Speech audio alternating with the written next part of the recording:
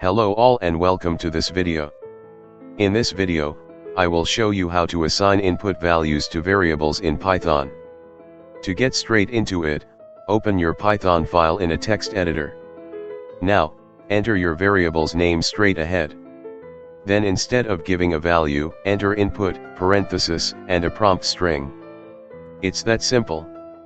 Thank you for watching and stay home, stay safe.